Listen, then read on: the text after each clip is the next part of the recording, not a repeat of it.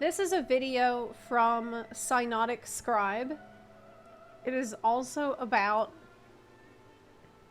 the Dawn Trail and the steady change in writing styles in Final Fantasy XIV. So I figured, why don't we just watch everything today? Let's go ahead and do that. Because I'm probably not, I probably won't stream FF14 again until the live letter on Friday. So today would be the day to do this. Unless I want to put it off for another week, which I'd rather not.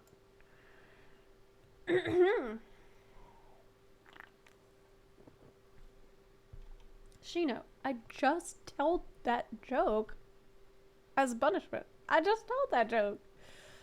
Did you hear me? I did the dawned on me joke. Okay. Steady change in writing styles, then FF14 from SYNODIC Scribe. Let's take a look. Oh no, you missed it. Good day, everyone. Okay.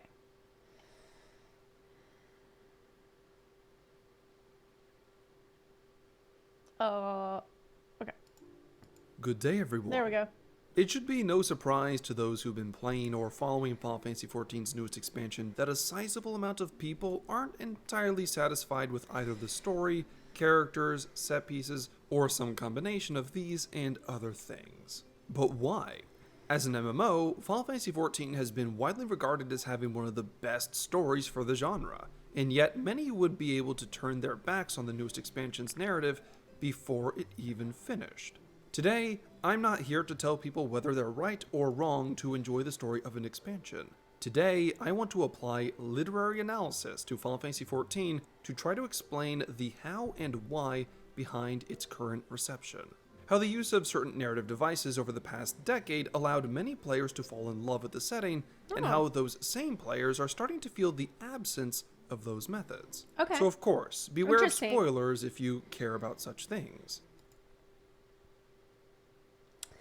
What was I about to say? Oh, he's mentioned that some people fell off before they even finished. And I think that probably would have been me. If I weren't streaming it, I doubt I would have made it past collecting the banana peels. I think that's probably where I would have fallen off. Most likely. I definitely, like, I thought about it. I thought, do I need to continue? Oh, yeah, because I'm streaming it. And this is actually, I have a YouTube channel about the game, so I really need to finish the story. But it did even cross my mind to stop during the banana peels section. I think the banana peels section might have been the most bored I have ever felt in my life. I don't think of it. Well,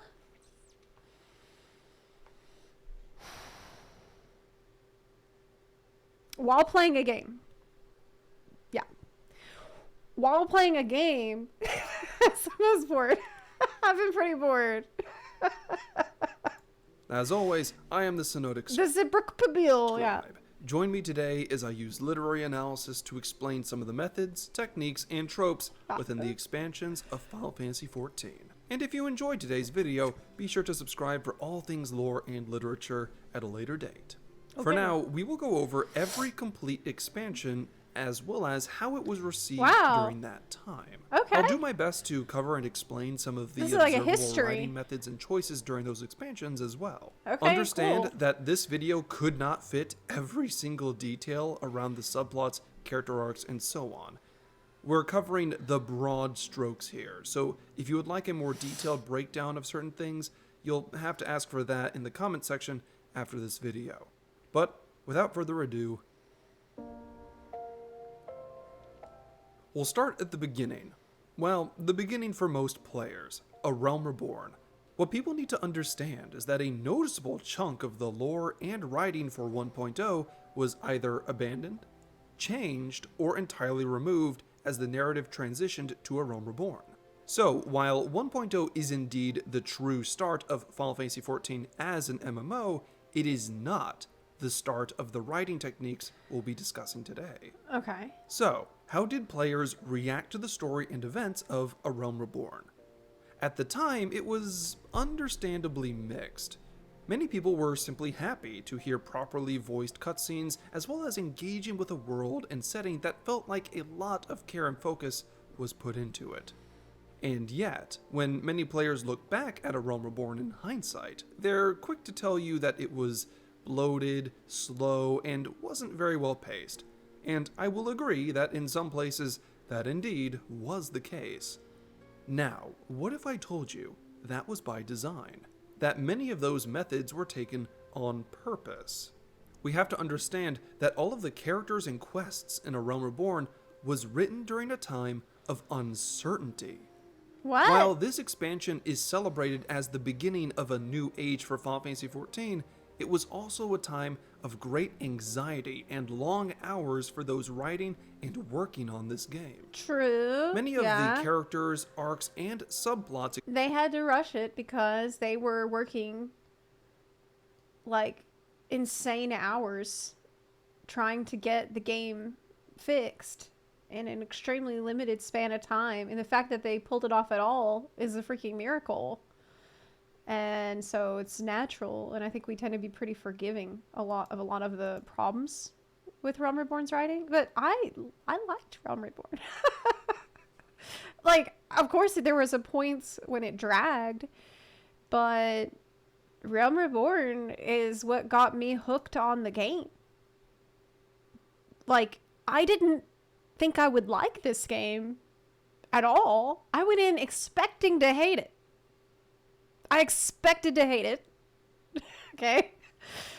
And after 3 days of playing Realm Reborn content, Realm Reborn story, I was just in love. Why? Because I loved the writing.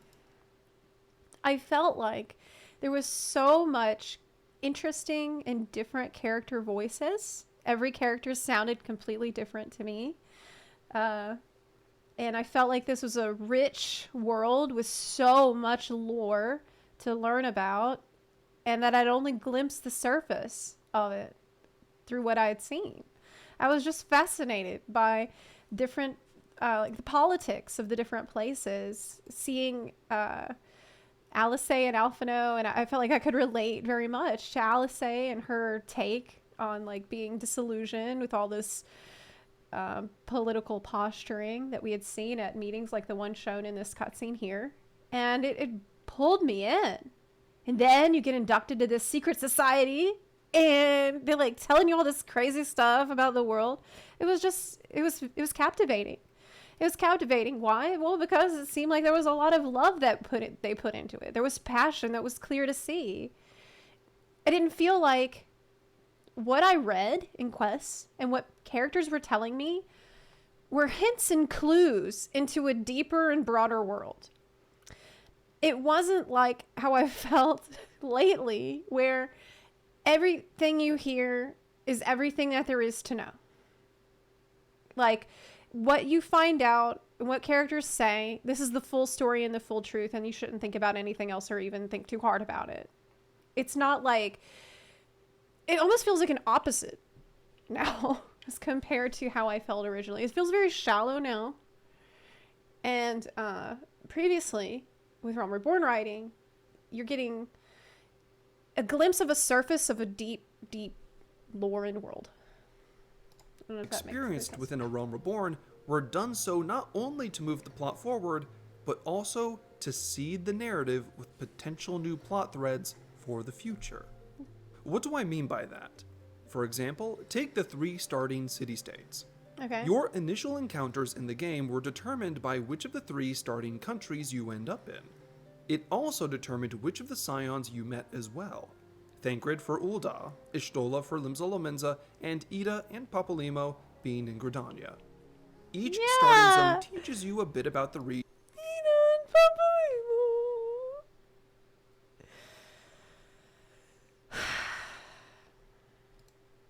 Its politics, and more. But the scions are the ones who start to open up the player to a potentially wider world and scheme as they investigate the turning of the age. Essentially, the first half of the base story gives you a reason to care about Eorzea and choose which city-state to pledge yourself to, and the second half of the base story primarily revolves around fighting back against the Garlean invasion. But notice that this isn't where the plot threads revolving around the starting zones are resolved. It isn't until the post-story of A Realm Reborn that the threads created for Ul'dah are addressed, becoming a focal point of the new narrative before ultimately transitioning into the next expansion, Right. Heavensward. Right. But while Ul'dah's story might have come to a head, Limsa and Gridania did not. In fact, it wasn't until many years later in a completely different expansion that the plot threads laid out for Limsa Lominsa would finally be addressed. Well, it felt like that was done because we needed a good reason to be welcomed in from the cold leading into Ishgard. So it just so happened that Ul'dah in particular was the perfect place to set up that conflict that would put us on a track to Ishgard to be like on the run as fugitives, essentially. That makes the most sense. That Ul'dah, that's where that would happen. In Gridania, the only starting zone whose plot hasn't entirely been resolved ever since A Realm Reborn. True. But the plot surrounding Gridania isn't the only one that has gone untouched. Elementals. In fact, many plots within A Realm Reborn. Oh, God. But then they were like, oh, elementals, it's just Nofika's creations. God, that's so annoying. I kept doing that in Endwalker. Why do they feel the need to wrap up everything in a little bow? Can we have some mysteries left? Damn. I wanted the elementals to be like mysterious, sometimes good, sometimes bad. They like forces that would they're been interesting, but they're like, oh, it's just Nofika's pets or whatever. Like, be good. God. Haven't been resolved, Annoying. and likely never will. Why? Because the writers were trying to future-proof their work. The writers weren't trying to weave a complete and tidy narrative so much as they were ensuring that they had things to write stories around at a later date. True, yeah. Take that's the right. Ascians, for example. Okay, that There's makes a sense. reason the Ascians are cartoonishly evil in A Realm Reborn and slowly evolve into the victims of betrayal they are later. In A Realm Reborn, the writers hadn't decided what exactly to do with the Ascians just yet. Backstories like with Emmet Selk hadn't even been conceptualized, leaving the reasons and actions of these villains to be just ambiguous enough to expand upon at a later date. Right. Indeed, it is a very Mystery. common writing technique to introduce a concept or idea in one chapter and then fully explain it many chapters later.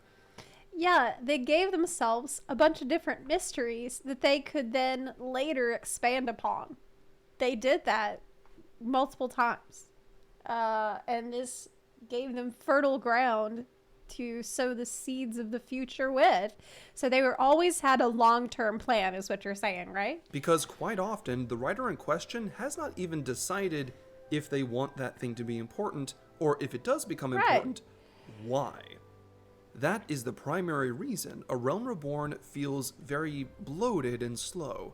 The writers weren't just trying to tell a story, they were laying out dozens of potential plot threads that they could come back to at any time. Yeah. Essentially, the writing That's fair. team was having to pull double duty. Not only did they have to tell you a complete story, but they had to give you a reason to come back and continue adventuring later on.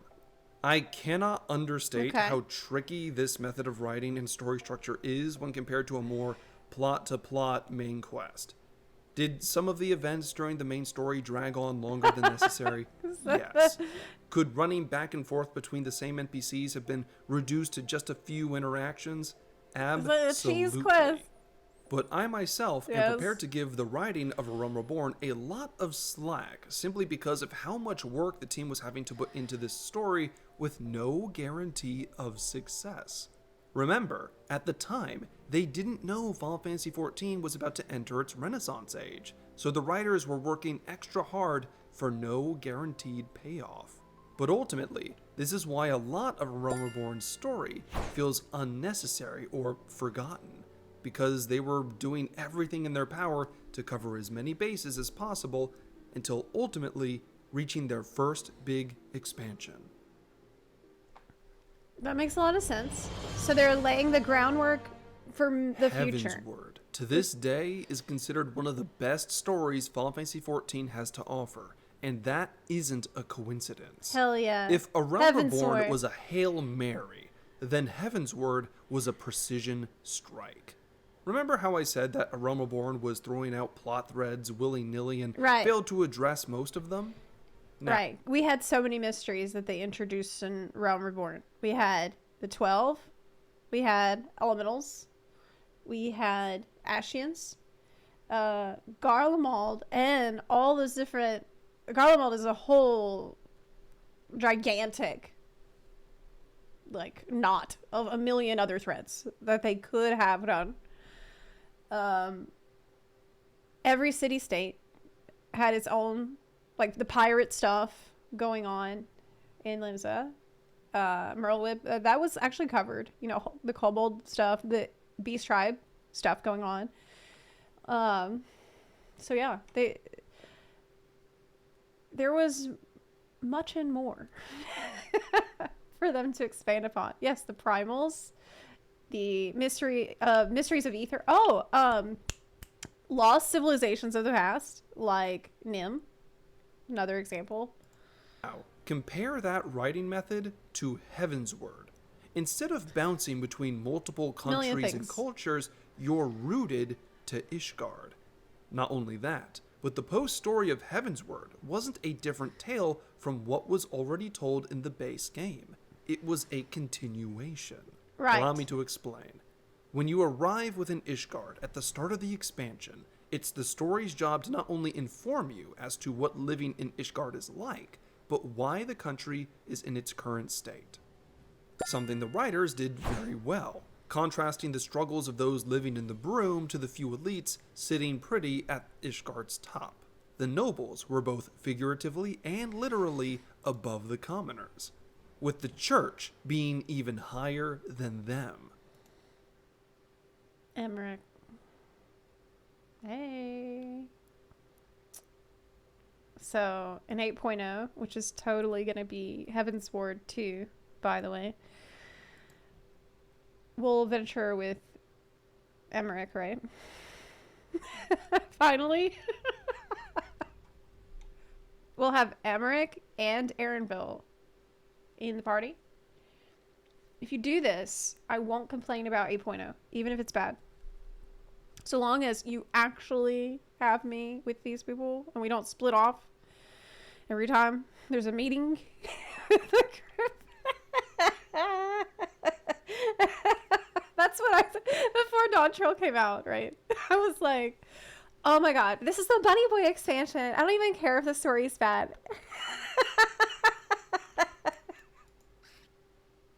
This is going to be the one with the Bunny Boy. I'll be with Erenville. And yeah, the part where I was with Erenville was banging. I loved that part. In Texas. But the rest of the time, I wasn't with Erenville. He was gone doing some other bullshit. I always got paired off and he was somewhere else away. But anyway, about Heavensward. Man. Heavensward was so banging. You know what was really good about Heavensward, looking back on it today, with the eyes of today, with the Dawn Trail eyes, is that it was so messed up. They did not shy away from a messed up shit going on in Ishgard. It was like so dark. Gritty. I loved it. Like, the church is being so corrupt. There was main characters who died that I loved. It was great. Yes. Okay, anyway. Not only that, a few sneaky cutscenes involving the Archbishop and some Ascians informs you that not all is well with the leadership. Yes. Thus, over the course of the expansion, you're given plenty of time to get to know and care about all these characters because you're stuck here. Instead of the writing bouncing between different cultures, you're getting some intimate time with Kurthus and Dravandia, with the story rarely pulling your attention away from Eorzea's northwest. This focus on one place, one section of the world map, is what allowed many players to form an attachment to the zones and characters within it. But not only that, it was also a sentimental feeling they got out of you by the way they introduced the area and the way you felt arriving in Ishgard. That was so smart, the way they did it, by setting it up as some really bad stuff just happened in Ul'dah. You need to get out. You need somewhere to go. And you're out in this freezing lands of Kurthus. And this shows in the CGI trailer. And you see Ishgard. And like you meet Haurchefant, who is like this incredibly warm person. Of course, you met Haurchefant in Patches before Heavensward. But what I was saying, I'm just talking about the overall story. Okay. They bring you in to Ishgard. And it's like you're in from the cold. This feels like a refuge. You feel like an instantly, this is a place where I can spend some time. And I feel welcomed by Haurchefant. And I feel connected to these people already because of their willingness to take me in at a time when I really needed it. And I felt like I had nowhere else to go. What a fantastic start.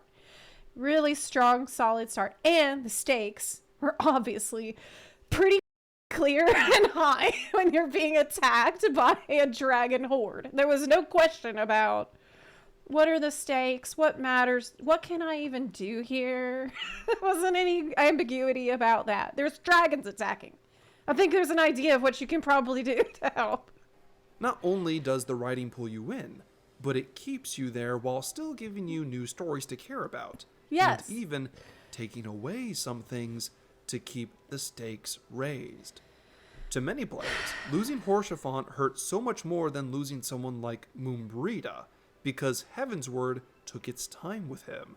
Moonbrita was unfortunately killed off almost as soon as she arrives, removing any potential weight for her loss. You can actually apply this logic to character deaths in a lot of stories and movies as well. Nobody cares if a nameless, faceless grunt dies, but if I tell you his name is Todd, he's an only child and only joined the Garlean military for the benefits his sick mother needs to survive. Hold on, I can do better. He's on the ground, writhing in pain, begging you not to kill him for his family's sake. Suddenly, a lot of players wouldn't feel so good about offing Todd. But that's what this expansion did very well. Heavensward was one of the few It's a show don't tell situation. times in Final Fantasy XIV's various expansions that it focuses on one location, one vision, one thing, and that... Actually,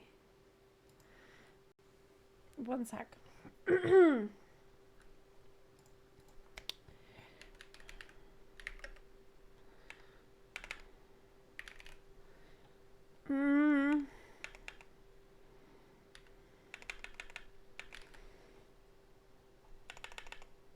Shit, I'm not gonna be able to find this quickly.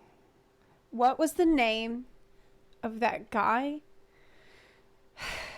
in Dawn Trail who was the goldsmith?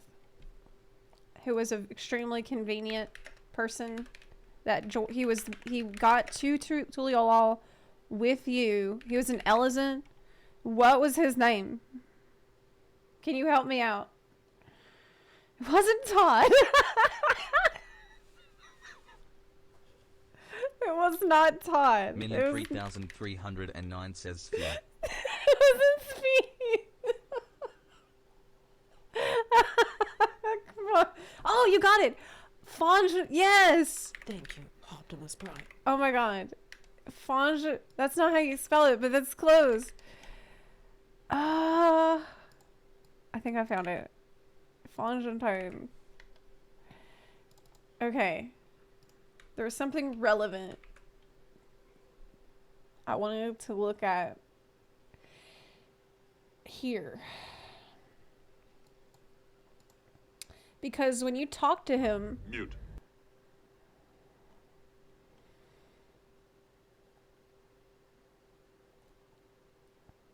Okay, right. Okay, I remember now.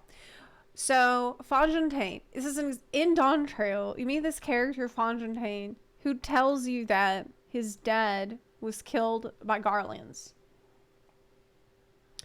But I felt no emotional attachment and no emotional response to that information at all whatsoever. Because, like, I don't know if I was meant to, or if this was just to show us that's why he loves peace.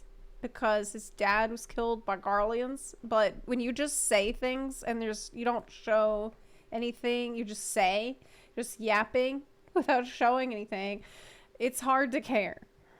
And this is something that we didn't really have an issue with in Heavensward.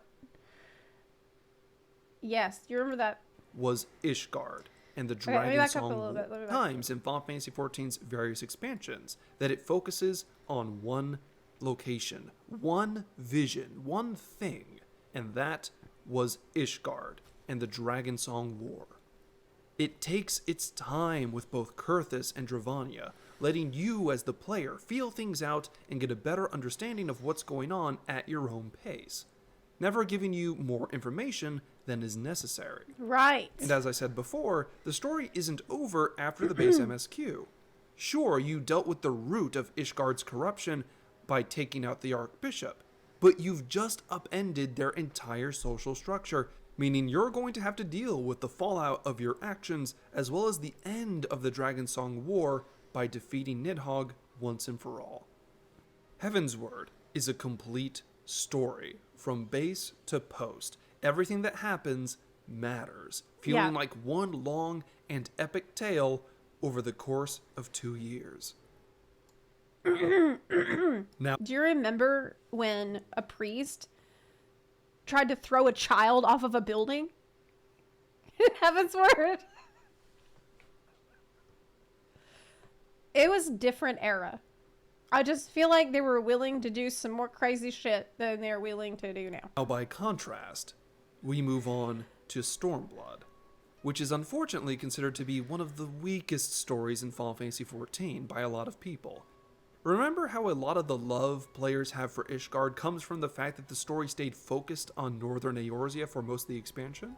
Well, Stormblood boldly decided to have the main character ping-pong between two completely different locations in both the base and post-expansion. Yeah. As you can see, this was a style of writing that didn't pay off for a lot of the viewers, at least the Western viewers, as Stormblood's reputation might not be as brutal as it used to be, but still isn't seen as great in the eyes of a lot of players.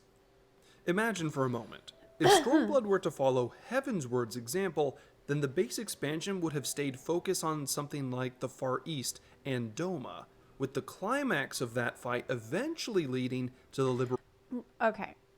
I remember playing Stormblood. And I remember thinking that it wasn't great because it was a ton of bureaucratic yapping. Like, it was a lot of people talking about political stuff and world building that I personally just felt like I didn't need to be involved in those conversations as an adventurer. I also felt like Lise, they didn't show enough of her inner world and her inner struggle. But at no point, although I didn't love the Stormblood, at no point while I was playing it, and I'm talking about the base game only, no point did I think to myself, oh my god, this should have never been shipped. This is completely unacceptable and does not even meet the bare minimum of quality that I would expect from this team. At no point did I think that. I thought, well, it insists upon itself a little bit and it has some pacing issues. But it's nowhere near the situation that we have today. Like, I remember feeling like I'm just tough on Stormblood because they've set such a high bar. So, it was just maybe not my favorite, but it wasn't like a disaster. And freedom of Alamiga Yeah, in I still felt like it was the same game. the post-expansion. Yeah. That way, the players stay focused on one location at a time instead of having their attention split over and over again. Exactly. The longer and more drawn-out writing styles of Heavensward don't work in an expansion where you're yanked back to a completely different place the moment you're starting to get comfortable within a region. Now, that's not to say that Stormblood doesn't have its God, it's just now this feels like such petty complaints that we had. moments. After all, it created a pair of fan-favorite villains in the form of Yatsuyu and Xenos. Yatsuyu, though. And the story involving the Auspice was generally well received by most players, largely due to the mysteries surrounding a samurai named Tenzin. So it's not that strong. Yatsuyu had such a fantastic character arc. Like, say what you want about the amnesia as a plot device or whatever, but man, the way that when we learned about her backstory, we learned about what she'd been through, and we seen the resolution of all of that with the Tsukuyomi fight. That was some of the best content that I've seen in this game ever. Like, that kind of redeemed Stormblood completely. The whole Tsukuyomi thing was just absolutely phenomenal. Phenomenal. Incredible. It was so dark as well. Her story was maybe one of the most dark in the entire game, but it feels like it's from a different game looking back on it now. She was in a lot of ways a victim of how f***ed up the world is. I only wish that she'd been born in Tyrol where there's no problems. Then there would have never been a Tsukuyomi. There would have never been a Yatsuyu there because they don't have problems. No one's bad. So Stormblood didn't have a good story to tell. It was awkwardly paced between two different places. But what is pacing within a story? You can think of pacing in literature as the tempo of a tale, much like how the beat and build-up within a song is necessary to hook its listeners. It doesn't matter if it's classical music or modern EDM. Okay, we're good. If you Sorry. spend too much time on a crescendo or wait too long to drop that bass, your audience isn't going to be as enthralled as they could have been. Music is all about good timing. And the same thing can be said for literature. Spending too much time on unnecessary plot hooks and too little time on what actually matters can make the pacing of a story feel unfulfilling. Good pacing is all about marching the story to the beat of a narrative drum in order to keep the audience entertained. For example, take the Meanwhile in Garlemald cutscenes sprinkled throughout the story. Yeah. These events are never longer than they need to be, existing only to give the player some healthy exposition while also teeing up other plots and characters you will experience at a later date. These cutscenes keep the players informed without dragging on unnecessarily. But the biggest problem with Stormblood's pacing was that the exact moment many players began to get comfortable with a zone like the Far East, they were quickly pulled away to another location like Alamigo. Instead of taking its time with certain characters and locales, the pacing was rushed to cover all the necessary details at a rapid rate. By contrast, it's no surprise that many players preferred Heavensward, because that story took its time and remained focused. It's so crazy how the first time we saw this cutscene, no one cared about this guy. Everyone's like, this is this guy. Who cares? I don't know. It's this weird dude he's talking to.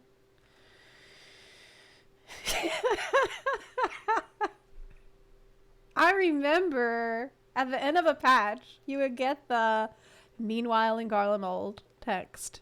And it was just so hype. You'd see some mysterious, cryptic shit that you'd be like, oh, can't wait. Find out what that means. It was always so exciting. It was such a cliffhanger every time. And then we'd spend months speculating. On familiar people and locations. You weren't just experiencing a zone in Ishgard, you were experiencing the whole of Ishgard. Meanwhile, with Stormblood, you weren't experiencing the whole. Yeah, it's not a bad cutscene. I'm just saying that remembering it, and when we first were introduced to him, we didn't really know what to make of him. And then not long after that, being completely obsessed. Of either the That's Far just East good writing. or Alamigo, because your attention was never set. Which brings me to the next most popular expansion on our list. Shadowbringers was extremely well received by the player base of Final Fantasy XIV, so much so that debates as to whether it's better than Heavensward are still held by some players to this day. It is. And yet, these comparisons to Heavensward aren't a massive coincidence when you observe how the story is structured. It is, though. Shadowbringers takes place on the First Reflection, and almost entirely on the First Reflection. If Shadowbringers were like Stormblood, the main character would have been bouncing back and forth between the First and the Source over and over again, but that wasn't the case. The narrative kept its roots in one region, allowing the player to take their time and liberally explore these new zones under the assertion that they were all meaningfully connected. Which they were, for the most part, and it's because of the consistent pacing in this story that characters such as Emet-Selch and Ardbert became fan favorites. Yeah. Emet-Selch never lingered longer than necessary. He would come in, deliver some exposition, or deliver a witty line, and then eventually he would slowly remove himself from the story and return to an observing position. Come back. Compare that to someone like Wuk Lamat in Dawntrail, who is introduced to the story, and then the story only focuses on them. Emet-Selch never allows you to think that the story is about him. He keeps the focus on you. Come back. In Dawntrail, the story is no longer about you, the Warrior of Light. It is about another character that the cutscenes keep focusing on. One thing that people will often say is that Dawntrail is about a new place and new characters. So that's the reason that people don't like it. But that's not true, because Shadowbringers took us to a new planet, a new shard, really, with new characters. And there were many people that we met for the first time there that quickly became fan favorite characters. There's countless characters like this that you could say that from Shadowbringers that we met. Lise, oh sorry, Lena, I meant to say. I still have Lise on the brain from the Stormblood section. Lena, the Chais, Faye-Ul,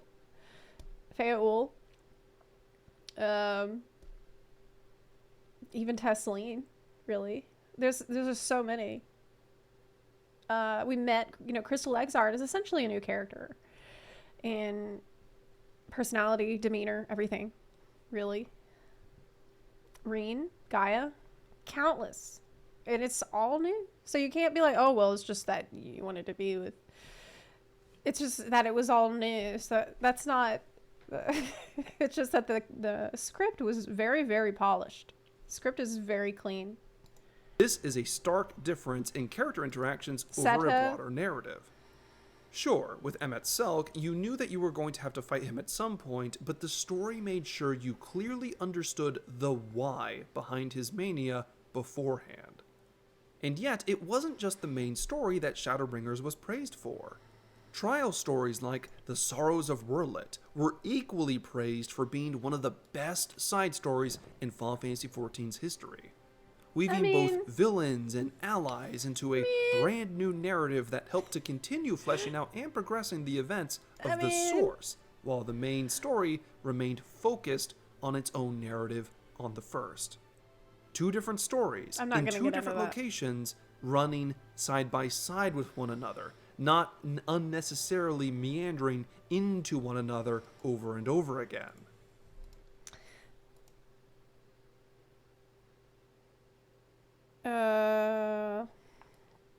One sec.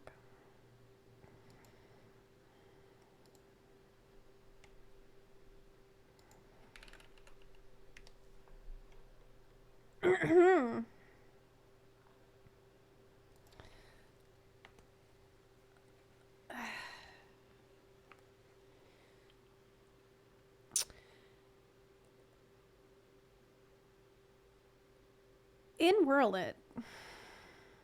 with Werlit, wasn't the whole point of this weapon series that they thought that having the weapon would allow him to take over Garlemald? But at that point, Garlemald was already destroyed. I'm pretty sure. The timeline was questionable. I'm pretty sure everyone knew that Garlemald was destroyed at that point. Yep. It was at war. I'd have to go back and double check some of those. But yeah. Nero. Okay. I'm not even gonna get this.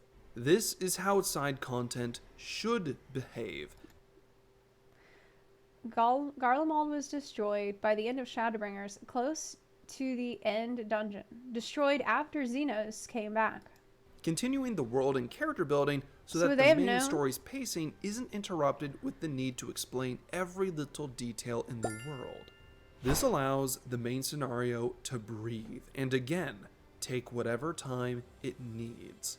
If it sounds like I'm getting repetitive with my emphasis on pacing and the efficient use of time, that's on purpose. Because unfortunately, despite how wonderfully written and received most of Shadowbringers was, this expansion marked the beginning of a lot of bad habits you're still experiencing 2 whole expansions later. But Scribe, I hear some asking, you just spent an entire paragraph praising Shadowbringers. How could it be the source of bad habits? Simple. It's because the expansion was praised so excessively that some of the worst of its writing direction was allowed to survive. That is a hot take. Because Shadowbringers was praised so much, it allowed the worst writing direction to... What was the worst writing direction of Shadowbringers, in your opinion? I can see it. I think that's an interesting take.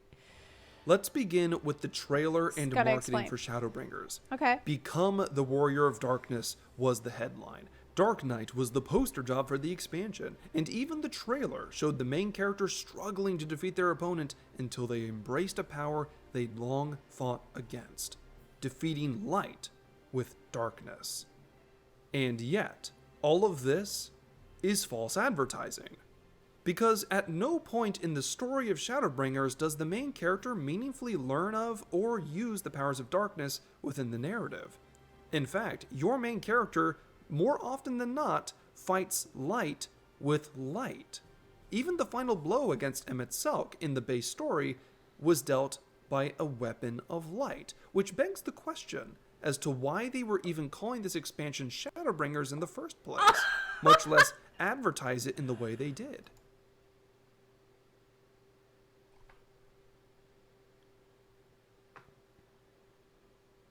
But we were symbolically the warrior of darkness because we brought back the night. So that's why we defeated the Sin Eaters. Not necessarily with waves of darkness, but it was all part of the mythos of what we did. So I think it's okay. Because symbolically it made sense. And I also think it's better that they didn't advertise that we're going to defeat Sin Eaters with light, because that was a really cool plot twist. I thought that was really neat. I had to lower my sub for a while.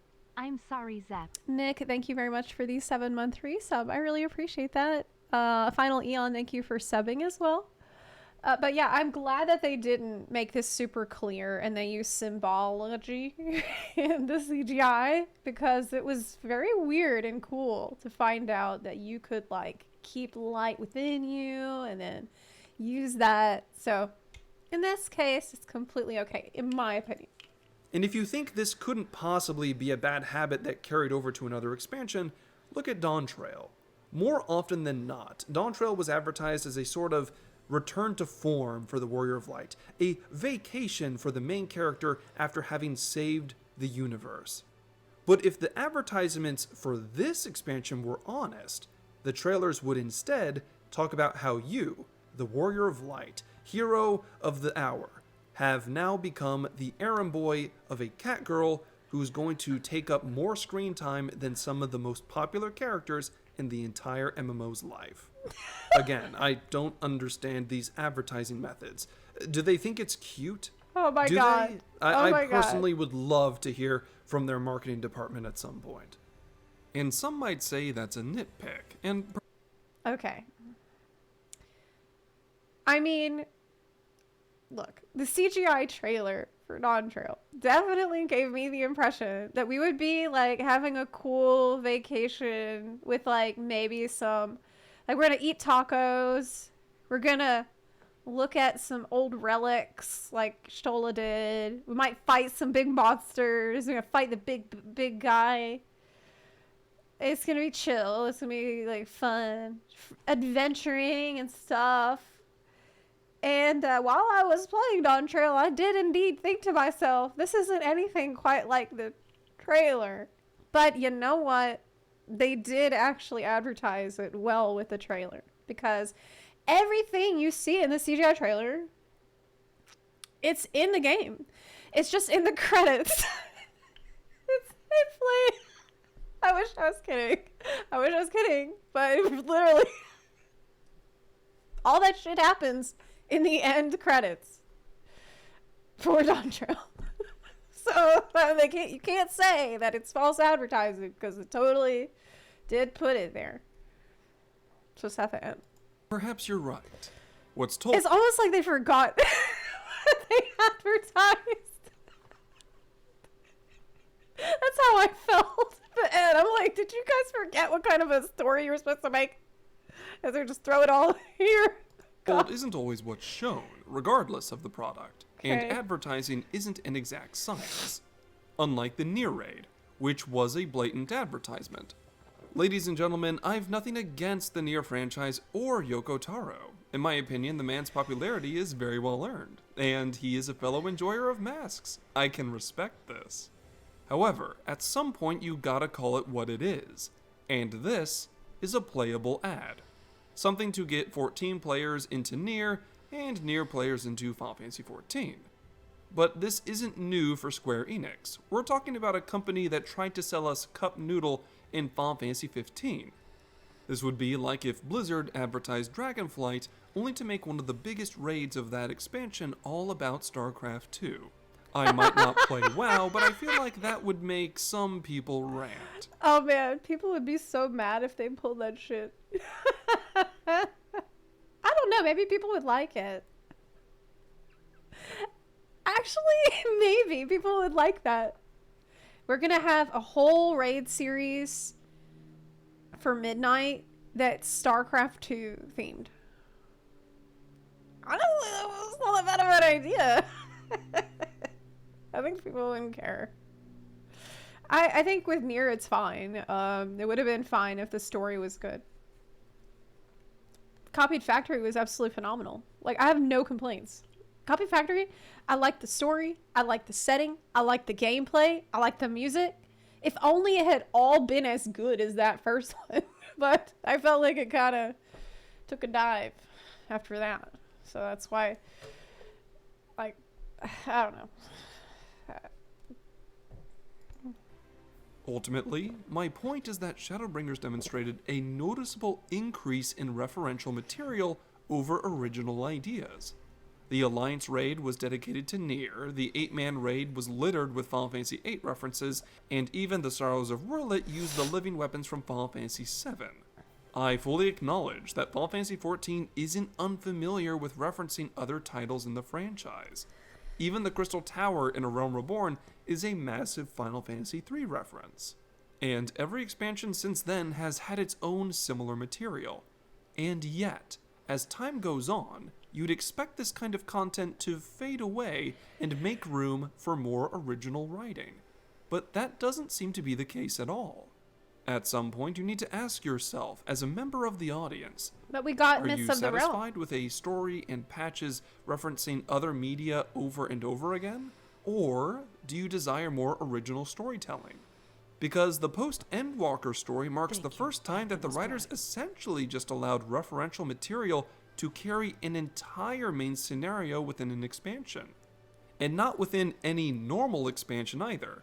The expansion that was supposed to be dedicated to the culmination of a 10-year tale lost half of its screen time to Final Fantasy IV references. And honestly, I totally agree with that. With when are references appropriate and good and okay? It is when you don't need to know the reference to enjoy the content. And actually, when if you know the reference, this doesn't make it so you know everything that is going to occur next, because it is a reference, not a blueprint. Unfortunately, with Endwalker, this was a blueprint, not a reference, to the point that I severely regretted the decision that I made to watch the entire FF4 story out of a sense of excitement for what was to come with Endwalker, because it allowed me to predict everything that was going to happen next. For this reason, I chose to not play FF9 before Dawn Trail. I'm glad I didn't, because apparently it's going to be the same thing in these patches with FF9 based on what I've seen of the new dungeon, but we don't know that yet. I'm speculating. So, yeah, that's when there's a problem. And actually, I felt like this was a problem with the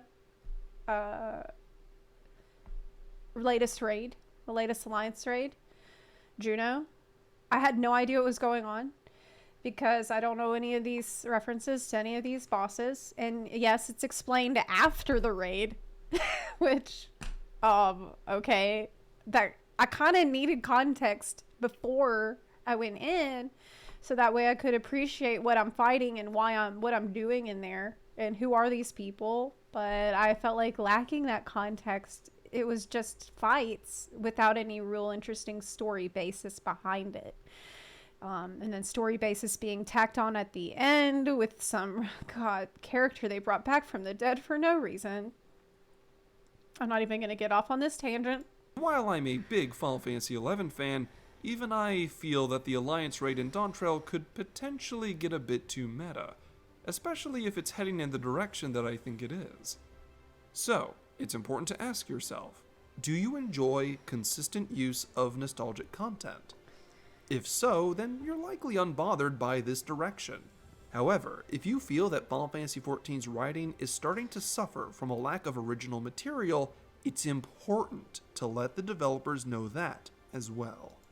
I feel like FF14 always had lots of Final Fantasy references from all the other Final Fantasy games, and that's never been a problem.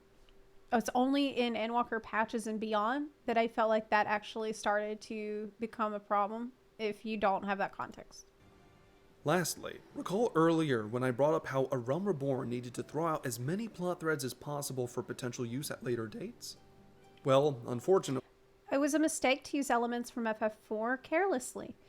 Yes, that is a point I agree with very much, because FF4 is a beautiful story about redemption. It's a story about forgiveness. And I feel like if you want to be inspired by an old FF, let the themes be the guide. Not superficial bullshit like, oh, well, we got to go down into this tunnels and then we're going to fight a dragon. That's boring. We've done that already. Get the same themes and maybe some light visual references and make something new that still makes you feel that same sense of this is a beautiful story about redemption, that we felt from FF4. I think that's really let that be the guide. Let the heart be the guide, instead of it just feels like let's check all the boxes to make sure that we're in each location. We're going to make each location look exactly like how it did then. And like, it just feels kind of pointless to do it this way. do it, like, give it a real heartfelt tribute to these older games that might make someone really want to play the other game. The writers at this point had become very comfortable with introducing new plot threads to the point of abandoning them almost immediately. You start to see the beginning of this with things like the Resonance and possibly controlling primals with the Echo in Stormblood. This sort of power, this sort of reveal, should have fundamentally changed how the main character understands the Echo, realizing that they possibly have greater powers than they ever understood. And yet, this was never brought up ever again. Yeah, that's At weird. least, not meaningfully. Likewise, That's events weird. involving the Bosnian Southern Front, while very well detailed at the start, were completely abandoned later on. Dynamis is one of the largest examples of this. Endwalker introduces a new energy into the setting that should technically change how we see and understand the setting. Dynamis was a mistake. It was a huge mistake. It was a huge mistake for them to add in a new magical system that has no restrictions on playtime. Okay. It's too crazy. Like, it's just so boring now. Because, like, if anybody gets an inexplicable power gain, someone will just say, oh, well, they had Dynamis. That's so boring. Magical systems should have restrictions, or otherwise it's just not fun. It's not fun. What would Brandon say about Dynamis? Exactly. Dynamis is the words without any of the oaths. True. True. I liked Dynamis when it was introduced. Yeah, I did. But I don't like they didn't follow through and show how it impacts the rest of the world. Well, apparently it impacts everything at all times. It is just infinite power source that anyone can draw upon. Only to realize it has almost... But by the way, he mentioned the fact that this stuff with the Resonant and this stuff with Banja was not followed up on. That's because it was there to build up towards a Garlemald expansion, which they decided to not do. They admitted that they decided to just not do Garlemald and skip ahead to Endwalker because Shadowbringers had been so popular. Which I don't understand, but that's a choice they made. So no original qualities, and the writers abandoning its supposed importance as soon as post-Endwalker's story began. But why is this so unwise? Because it defeats the purpose of those things being introduced in the first place. For example, if two characters are having tea, and a gun is suddenly placed on the table, you, the audience, will expect that gun to be fired or at least talked about at some point. Otherwise, why put a gun on the table? We're talking about subconscious expectation. So if the gun is never used or goes ignored, the viewer may find themselves disappointed without ever realizing it. We, the viewer, created an expectation based on available data, and beyond Shadowbringers, more and more of Final Fantasy XIV's data is going ignored. If these trends continue, materials like Electrope and Dawntrail, which should be dramatically world-changing technology, will likely become a narrative device that never steps beyond the expansion it was introduced in. Again, begging the question as to why they wasted time introducing it in the first place. oh man, Dawntrail is full of shit like this. I don't even... There's so much. There's so much like this that is now... I don't know how they can come back from it. They have... I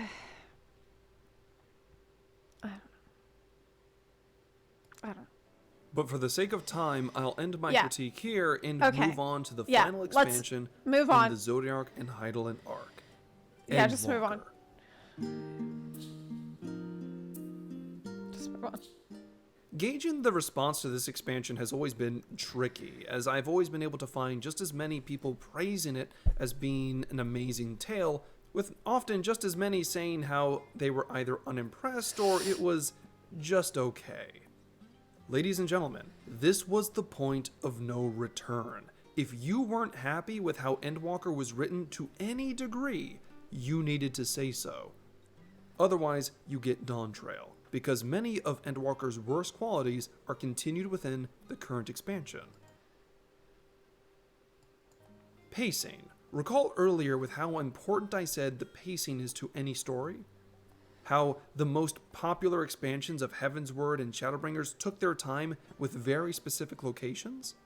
Endwalker's campaign, by comparison, was very rushed, and as a result, poorly paced. Almost as if the writers were sprinting to the finish line in order to get the main story over with before the credits roll. The Final Days was a threat built up across more than one expansion, with many mysteries looming behind it. True. And yet, it arrived and was defeated so quickly that the rest of the game world barely noticed. In fact, if it wasn't for the role quest... It apparently didn't even happen in the entire world. It didn't even happen in Tyrol. They didn't have Final Days. And if you bring that up, people will say, oh, well, it's because of the ethereal currents.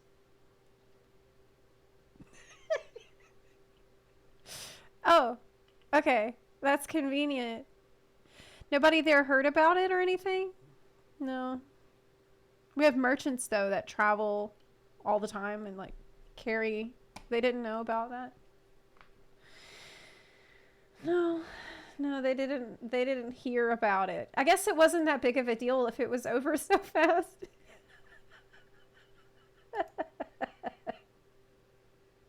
Ethereal currents, these nuts. Weren't there also towers set up throughout the world by Fan Daniel that were popping up all over? They didn't have any of those either. It's probably from the ethereal currents too, though. So... yeah. They had different currents. Chasing down a few blasphemies, the rest of the world definitely wouldn't have known that there was a problem. The weight behind the Final Days was dramatically lessened by the fact that only Endwalker's new zones were affected by what was originally described as a world-ending cataclysm. And it wasn't just the world building that was affected. Character arcs were also rushed. Hermes, the penultimate villain of Final Fantasy XIV, the reason the entire universe of this MMO exists the way it does, is never properly fleshed out. We catch Hermes at the tail end of his madness, right before he commits the ultimate sin of betraying his people and dooming the universe. And yet, we're never shown exactly when or why Hermes as a character became obsessed with the things that drove him to these actions. We're never shown when or what inspired him to finally create Medion. We do see a bit of that, though. He felt compassion for the creatures of the land that were being used carelessly, in the creation of their concepts and for research purposes. And he felt like these creatures deserved more consideration than they had been given. And I felt like that was pretty valid. He also was interested in this, the unique nature of Meteion, and he was curious about, you know, what lies beyond the stars, which is a natural curiosity, too. Like, his ultimate question was the question of Endwalker, which is, what's the point of life? What's the point of living? Why should we live? Who deserves to live? Who deserves to suffer? These are important questions, and I felt like they didn't need to hit us over the head with it for me to feel like that was clear. Though I do think it's fair to say that they should have spent more time on these, fleshing out some more things like this in Endwalker-based story, and just let Patches further elaborate on that stuff, and then have the Fiend's trial be like a trial series, kind of like how Four Lords was. Instead of using that as main story quest, we should have had just a better paced main story quest. And afterwards, we're not even shown why he was prepared to rationalize her abuse for his own goals. All we see from Hermes is the end of his character I feel like I have a different perspective on this. arc without ever observing the original catalyst for his choices. Hermes, as a character, was compromised He was and just is a now the definition compassionate of a person. rushed character arc, which is made even worse by the fact that he is supposed to be the most important villain in Final Fantasy XIV's history. And since the main story had the I felt like he was very relatable and I understood, but if you feel that way, then it could be an issue. Because that's not really something that should be up for debate if it is going to be like such an important character whose decisions, like, I guess there is a question you could ask that could be explored better is why was Hermes the only one who really felt this way? Were there others who shared this viewpoint, and what made him so compassionate? I mean, those are interesting questions that could have been asked and explored better. player character bouncing between Thavnir and Garlemald, just like how Stormblood had you bounce between Doma and Alamigo, both locations suffered from narrative fatigue, just like the previous expansion. And then you have Endwalker's final zone, Ultima Thule. Ultima Thule marks the second time the writers would use simulated life as the big reveal Here we go, at though. the end of an expansion. Now here's where my real issues start to actually come into play here.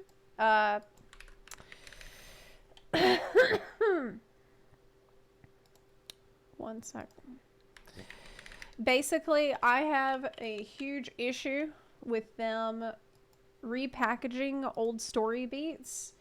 And in a lot of ways, it did feel like a copy paste of things that we had already seen and already done before. And this, like, yeah, he's probably going to go through. Much like how Shadowbringers had Amarot, which was a fabricated city with artificial ancients, Ultima Thule was a fabricated zone filled with the memories of long-dead civilizations. Yeah. And as luck would have it, Dawn Trail's big reveal at the They've end done of this 3 or 4 times, actually. It's actually been 4 times that they've done the MSQ package that we're getting now. its campaign was another simulated civilization with living memory. Yeah. This time, it was the memories of long-dead people being stimulated by computer programs. Hopefully, now you see what I meant when I said Shadowbringers was the start of bad habits. I don't think it's fair to say. Shadowbringers was excellent. And then they tried to just copy that. Again and again and again. They tried to make it a formula because they love their formulas. They love formulas. And they saw that Shadowbringers was successful. And so they tried to turn it into a formula that maybe they could just repeat it. But that's not really how writing works. You know, you have to lead with passion and lead with a sense of inspiration. I feel like a lot of that did shine through in Endwalker, in spite of there being a clear signs of an MSQ package. But then we've actually seen this MSQ package repeat in the Endwalker patches, and then we've seen it in Dawn Trail again. And I bet we might even see it in 7.2. Now, did Endwalker have emotional and impactful moments? Of course it did. Every time I hear people talk about cutscenes like Vinaz's march against adversity, it's almost always met with passionate applause. A lot of players loved the final fight against Xenos, but what I'm trying to convey is that these scenes, while good, were run to instead of walked toward. The writers very clearly wanted to get this arc over with, and for no observable reason, at least none that I can see. Because the post-Endwalker story has almost nothing to do with the base expansion. Remember how earlier we discussed that the post-story of Heavensward was a continuation of the base campaign? How both the base and post-narrative created one massive story that everyone loved? Well, the Void story and Endwalker's post-campaign is so detached from what you just experienced that it begs the question as to why it was written in the first place. At no point did the writing try to meaningfully address what just happened and how the world plans on moving forward after surviving its greatest threat. Imagine this. It would be as if the post-Heavensward campaign ignored the fact that you just uprooted their entire belief system and chose to send your character to another region instead for whatever reason. And I'm willing to bet that a Heavensward without the Dragon Song War would have been much less fulfilling. Lastly, the character known as Zero was a precursor. Why did they do this? That is a good question. Why did they choose to wrap up Endwalker so fast and then move into this FF4 story that, like, tried to follow FF4 beats so closely? Is it for financial reasons? Like, did they think that just for marketing reasons they could attract long-time FF franchise people into the MMO who heard that, oh, the story is a lot like FF4? Like, are they trying to appeal to different people? Different kinds of people that are not typically MMO players? Was this like a marketing choice? I don't know. I don't know why they did that. For Wook Lamont. A lot of players have expressed their discontent with Wook Lamont as a character, and it's easy to see why. The writers have placed far too much focus on her thoughts and feelings, taking agency away from the player, away from the world, as you become a secondary protagonist. But what if I told you that this writing method was already used, and many players praised the developers for it? Zero, as a character, takes center stage in the post-Endwalker story, not the player. But how? Simple. The writers gave her powers and abilities that only she possesses, meaning that without her direct help, the plot cannot continue. Essentially, the world building and plot become secondary to Zero's character development. While base Endwalker was... But she had character development.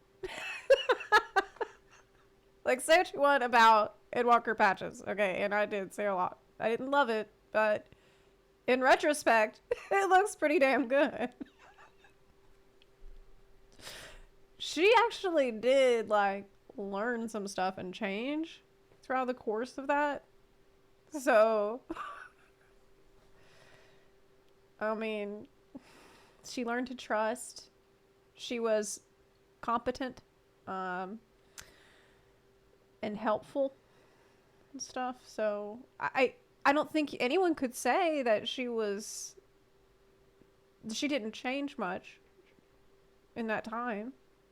Was written to be the final chapter of the Zodiac and Hydaelyn campaign, the post-Endwalker... But it is a good point that this was part of a formula that we had already seen that they were trying to replicate. That is true. It's very true. Story was all about Zero, a brand new character. I mean, yeah. Likewise, Dawn Trail was written with a heavy focus on Wook Lamont in the exact same way. Oh no. Is it time? So where does that leave us? Oh no. Dawn Trail hasn't finished running through its post-campaign, so I wouldn't feel comfortable analyzing it just yet. Oh! But I will say this. Alright. Based off of what was already proven to be exceedingly popular in Shadowbringers and Heavensward, the writers aren't doing what they should be doing. Instead of focusing primarily on singular characters, Dawn Trail should be taking full advantage of both old and new plot threads to begin weaving new tales or a series of new short stories. They should be creating... So, like what we covered with Realm Reborn, how they started this arc by setting up lots of different paths that they could later follow, they had intentionally created many loose threads that they could pull on at a later date, which they did and have done. That is what you're suggesting they should be doing with the Dawn Trail patch since it's the beginning of a fresh arc, but that they're not, because they're laser focused on like a tiny amount of like a very narrow focus on one character or just one area.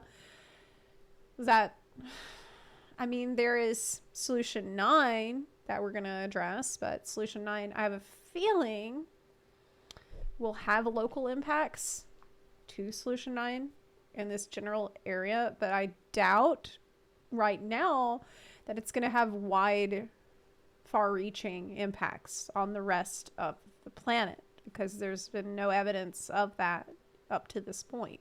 It's probably going to be a more localized story like what we had with the Void, that's not necessarily a bad thing, but in terms of preparing for the future, we don't have a lot of future threads to pull. But we'll see what happens in 7.2. Who knows? It seems like they've had put more of a priority on wrapping up mystery rather than creating new mysteries lately.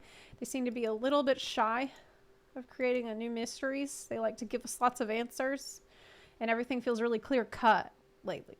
Creating a new reason for you, the player, the Warrior of Light, to explore the rest of the world and rise to meet whatever challenges you find there.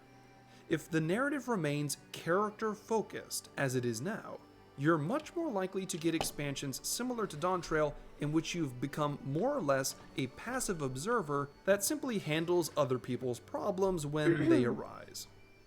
If you enjoy the current state and progress of Dawntrail, by all means, say so. But if you're discontent with the state of the story and characters, you must also say so.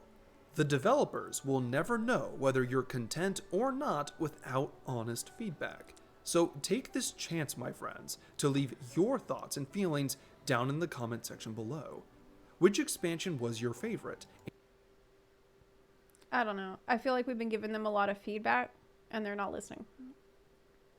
Everything I've heard from Yoshi P so far tells me that he has not heard the most vocal feedback. So I feel a little... I don't want to say doomer. I don't want to say doomer because, as I've repeated many times, 7.2 is on the horizon. And we know we cannot foresee what will happen in it. It might be like Shadowbringers 5.3. It could be great. And wouldn't that suck to judge it before it's out if it is great? I mean, that I want that. Just because I haven't been impressed so far doesn't mean there's not hope.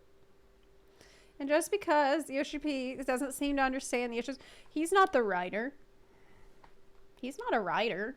Other people write. So we will we'll wait it out and we'll play it, and it could be better. I don't agree with everything he said, but he has some good points. I agree with that. Yeah, I didn't agree with everything, but it was very interesting to go through all the different expansions and think about the different writing styles and the way that they formatted the plot in the past compared to lately. And I think that what we've noticed is actually a trend towards homogenization.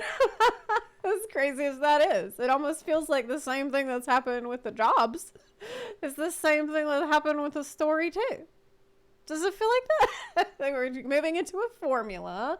It's all starting to feel like kind of this similar, and we're losing a lot of the complexity and the deepness that we had in the past in favor of more shallow, easy to digest stories. That's kind of weird, right? And why?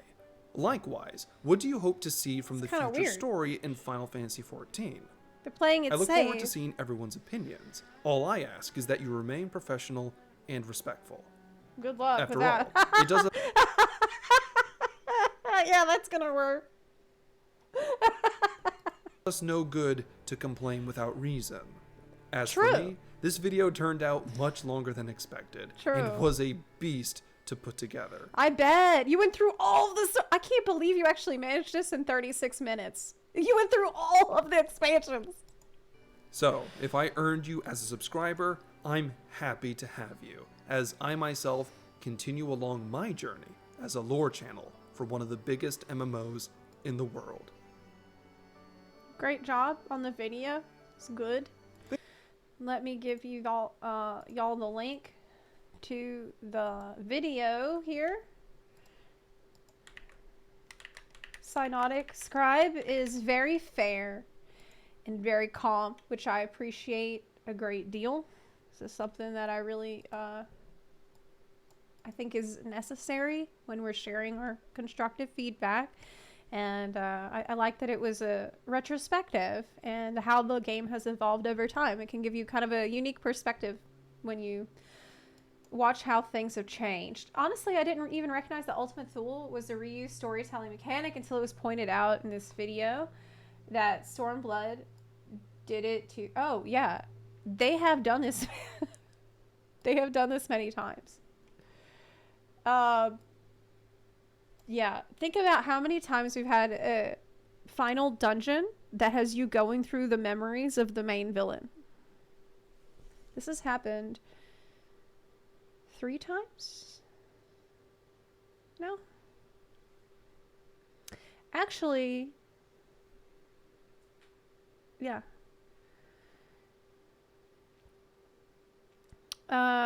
Final area being filled with dead people. The final area teaching you that nothing lasts forever. You need to let go and move on. Final area teaching you that there's hope. Have we done that? 4 times. It's happened 4 times. So, I watched your Why I Quit WoW video yesterday. From my perspective, it feels like there are similarities between your feelings then for now for WoW. Oh my god, Endwalker. I've been thinking about that video a lot in the last few, couple weeks, especially since the new WoW patch came out. Undermine. And Undermine's been so solid. And I've been having such a good time in it. And you can see so much love has gone into that patch. You can see the passion from the devs everywhere you look. It's funny. It's it's heartfelt. It's goofy, you know. It feels like they have a clear direction and they're confident on it. And I've been thinking about that video that you mentioned, the Why I Quit WoW, that WoW video that I made years ago when I swapped over to, because I actually am a WoW refugee into Final Fantasy 14. There were waves of refugees before the big exodus, and I was in one of the first waves that happened in Warlords of Draenor. That's when I swapped to FF14. And the game captivated me, and I just fell in love so fast, and I felt such a passion for FF14 for a decade, and obviously I still feel some passion, or else I wouldn't still be here talking about it, streaming it, looking forward to live letters, hoping for the future, hoping for a better game. But it's starting to feel like how I felt about WoW during those intervening years, when I would say, well, I still love World of Warcraft, and I'm always going to be watching all of the videos and streams and paying attention to expansion launches, and I always hope that the game will improve. You've heard me say this a million times over the years if you've been a long time viewer, and now I hear myself saying these things, but not about WoW, and I don't like that. I really hope that this trend changes very soon, because yeah. Have you noticed that for both WoW and FF, they started to experience troubles at their 10-year mark? Wow. That is true. It was around WoD that I would say WoW really started to have problems, big problems. And WoD came out when? 2014. Yep. You're right, actually. Maybe this is a natural cycle. I just hope that it doesn't take them as long to figure their shit out as it took Blizzard.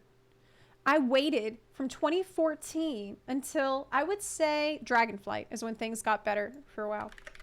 And when did Dragonflight come out? 2022. 8 years I waited. That's bad. That's bad. I don't want to wait that long. I do not want to wait that long for them to get their shit together. Please work. But we'll see how things go. Like I said, 7.2 soon. Maybe it'll be good. I mean, I don't expect every aspect of the game to be vastly improved in a short span of time. What I need to see is a better story first. That's what I need to see to feel more optimistic again.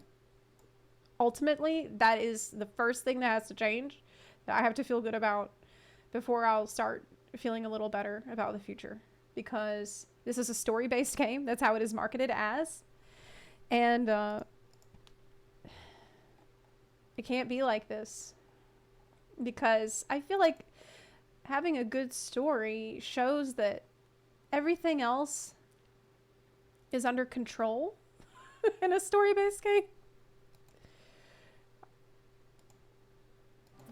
Yeah. That is Prio.